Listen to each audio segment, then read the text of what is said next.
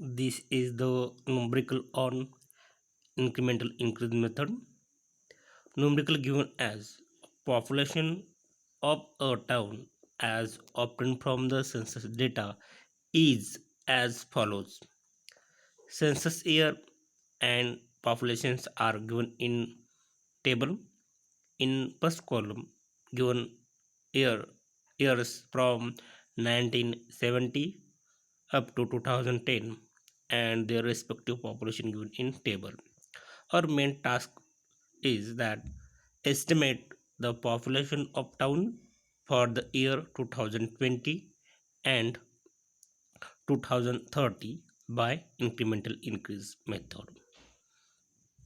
In incremental increase method, first of all, calculate increase in population between two consecutive decades. After completion of increase in population column, calculate incremental increase. Now incremental increase calculated by taking difference between increase in population between two consecutive decades. Now from table given in numerical, prepare standard table for solution. Draw four columns. Write down in first column year. Year started from 1970 up to 2010. This is the column. First column. In first column, written all years. First year started from 1970 up to 2010. After that, write population in population column. Now below 1970 population is given 38,000 to 84,000. Write population in first column of first row of population column. Next, after completion of this population column, next calculate increase in population. Now increase in population calculated by taking difference between two consecutive decades, means 44 lakh 49 49,909 minus 38,284 equal to 11,625. This is the answer is obtained by taking difference of 49,909 minus 38,284. Next, calculate the increase in population between uh, this two consecutive decade population. 67,105 minus 49,909. Difference of these two value is 17,196. Next, calculate difference of 92,367 minus 67,105. Difference is 25,262. Next, calculate difference of 1,12,405 minus 92,367. Difference is 20,038. This is the calculated increase in population. Increase in population calculated only by taking the difference of two consecutive values of population. Next term is incremental increase. Now incremental increase calculated by taking difference between two consecutive increase in population, means 17,196 minus 11,625 equal to 5,000 571. Next difference is 25,262 minus 17,196. Answer is 8,066. Next difference is 20,038 minus 25,262. Difference is minus 5,224. This is the completed column of incremental increase. Now next step is make addition of increase in population, means calculate total increase in population. Make addition of these four number 11,625 plus 17,196 plus 25,262 plus 20,038. Total addition of these four number is 74,121.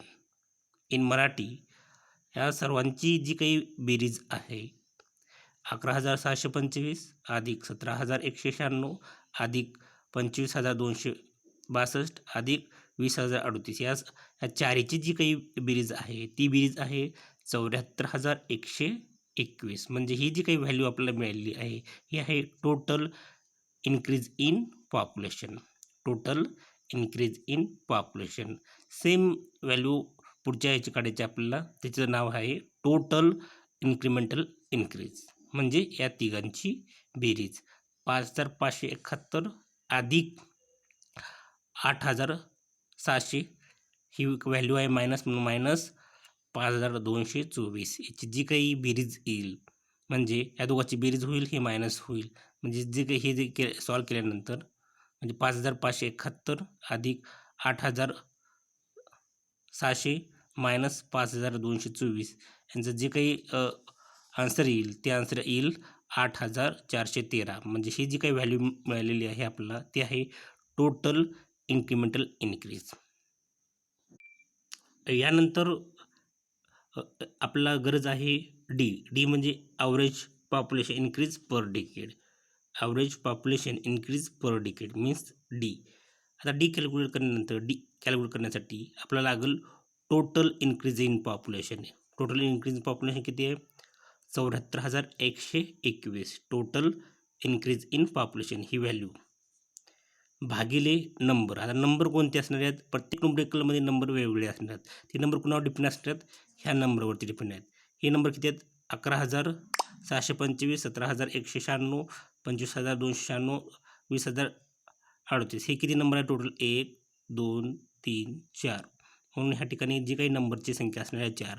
इथं कदाचित तुमचं जर 5 अंक असला असते, इथं ह्या 5ची बेरीज करावं लागलं असती तर इथं आपल्याला 5 घ्यावं लागलं असतं. इथं टोटल नंबर किती आहेत 4 आहेत, म्हणून इथं आपण 4 डिवाइड करतो. म्हणजे ॲव्हरेज पॉप्युलेशन इन्क्रीज पर डिकेड किती होईल, टोटल इन्क्रीज इन पॉप्युलेशन भागिले नंबर. हे 4 नंबर आहेत, हे 4 म्हणून इथं आपण 4 डिवाइड करतोय. त्याचा आन्सर येईल 18,530.25. नेक्स्ट हे आपला डीची व्हॅल्यू मिळून गेली. Next average incremental increase. आता आपला ॲव्हरेज इन्क्रिमेंटल इन्क्रीज म्हणजे टी कॅल्क्युलेट करण्यासाठी आपल्याला टोटल इन्क्रिमेंटल इन्क्रीज लागेल. आता टोटल इन्क्रिमेंटल इन्क्रीजची व्हॅल्यू आहे 8,413. ही व्हॅल्यू कसं आली तर ह्या यांची बेरीज केली आपण, हे मायनस साईन कन्सिडर करतो आपण. म्हणजे हे 5,571 अधिक 8,700 मायनस 5,224 याचं हे सॉल्व केल्यानंतर आपला हे आन्सर मिळून जाईल. हे आहे टोटल इन्क्रिमेंटल इन्क्रीज. हे आपला टोटल इन्क्रिमेंटल इन्क्रीज भागिले नंबर. इथं पण आता नंबर किती येतं, किती अंकाची आपण बेरीज केलेली आहे एकूण 3 1 2 3, म्हणून आपण इथं 3 डिवाइड केलं. इथं कदाचित 4 जर व्हॅल्यू असल्या असत्या तर ह्या ठिकाणी ह्या 4ची जर आपल्याला बेरीज करावं लागली असती इथं कुठं तर आपल्याला 4ने इथं डिवाइड करावं लागलं असतं, किंवा एखाद्या वेळेस 2 अंक बी असू शकतात इथं, किंवा 5 अंक असू शकतात, 6 अंक नंबर असू शकतात, त्या नंबरने आपल्याला डिव्हाइड करावं लागलं असतं. इथं आपण बेरीज किती जणांची केली आहे? फक्त 3ची, म्हणून 3ने इथं डिव्हाइड केली. इथं कसं घेतलं होतं आपण?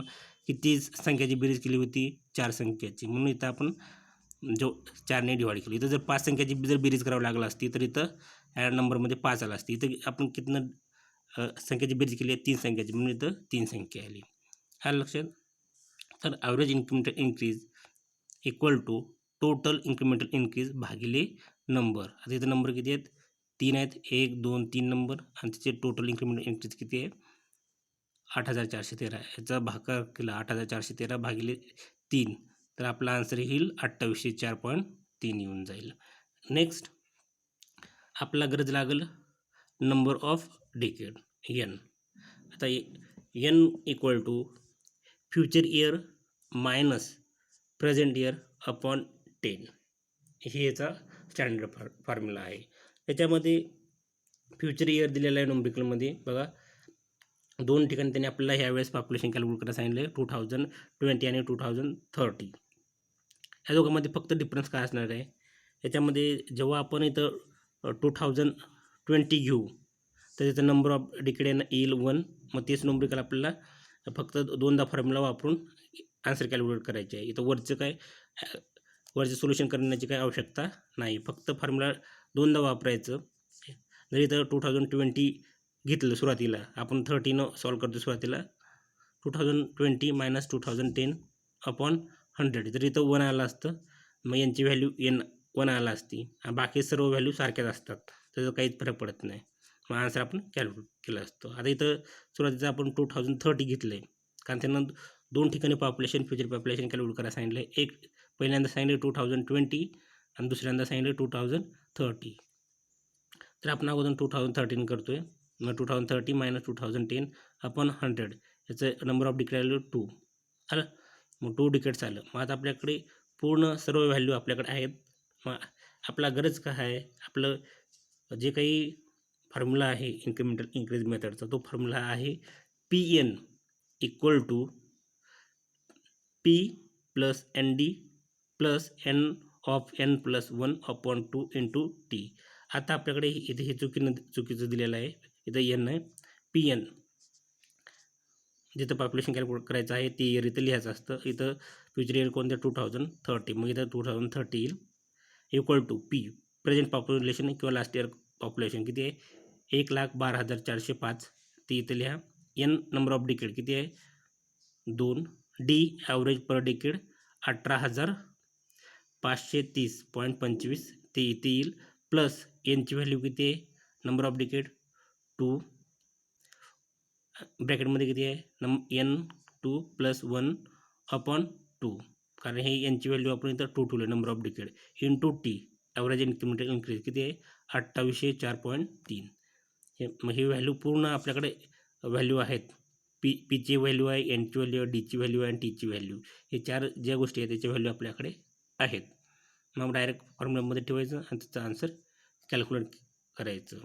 आता फॉर्म्युल्यामध्ये हे व्हॅल्यू ठेवल्यानंतर ही पीची व्हॅल्यू आहे, ही एनची व्हॅल्यू, ही डीची व्हॅल्यू, परत एनची व्हॅल्यू, हे एन व्हॅल्यू आहे, एन ऑफ एन 2 डिकेड, ब्रॅकेटमध्ये N प्लस 1 म्हणजे नंबर ऑफ डिकेड 2 आहेत, प्लस 1 अपॉन 2, आणि ही जी काही व्हॅल्यू आहे ही टीची व्हॅल्यू.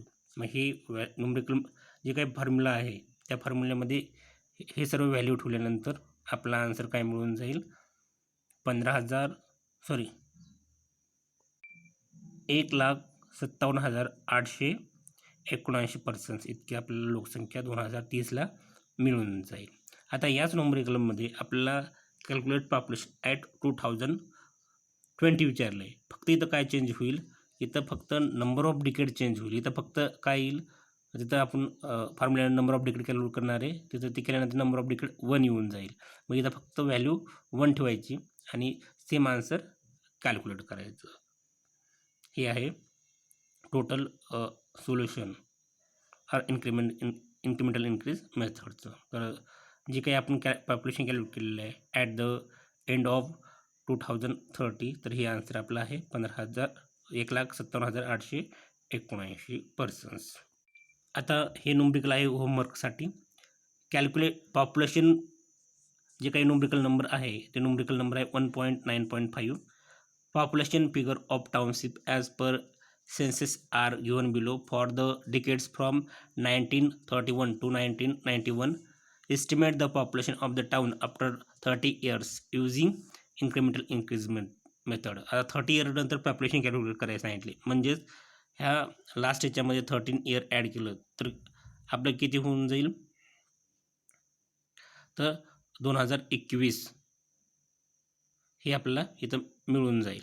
मग ह्याचं आपल्याला इथं पॉप्युलेशन काढायचं म्हणजे ॲट 2021 ह्या ठिकाणचं आपलं पॉप्युलेशन कॅल्क्युलेट करायचे आहे. तर हे टेबल दिलं, ह्या टेबलमध्ये एअर आणि पॉप्युलेशन दिलेलं आहे. तर आता तुम्हाला जे काही पॉप्युलेशन कॅल्क्युलेट करायचं आहे ॲट द इयर 2021ला पॉप्युलेशन कॅल्क्युलेट करायचं म्हणजे आफ्टर 30 इयर्स. इथं काही सांगितलेलं नाही, म्हणजेच 30 इयर्स दिलेलं आहे, म्हणजे ह्या फक्त शेवटच्या इयरमध्ये 30 ॲड करायचं. ॲड केल्यानंतर जे काही इयर येईल मग ते आल्यानंतर ते आपलं काय होईल, फ्युचर इयर होऊन जाईल. म्हणजे ह्याच्यामध्ये 1991मध्ये 30 ॲड केलं तर आपलं जे काही इयर येईल 2021 येऊन जाईल. हा लक्षात. मग त्या ठिकाणी आपल्याला पॉप्युलेशन कॅल्क्युलेट करायचे आहे. तर हे न्यूमरिकल इन्क्रिमेंटल इन्क्रीज मेथडनी सॉल्व करा. आणखी एक न्यूमरिकल देत आहे, ते आहे न्यूमरिकल आहे याप्रमाणे. The population of a city from census record for last 4 decades are given in following table. Calculate population at the end of year 2041 by incremental increase method. टेबलमध्ये दिलेला इयर आणि पॉप्युलेशन. इयर चालू झालेलं आहे 1951 ते 2011 आणि त्याचं जे काही पॉप्युलेशन आहे रिस्पेक्टिव्ह पॉप्युलेशन त्याच्या खाली दिलेलं आहे. हे पण न्यूमरिकल इन्क्रिमेंटल इन्क्रीज मेथडनी सॉल्व करा.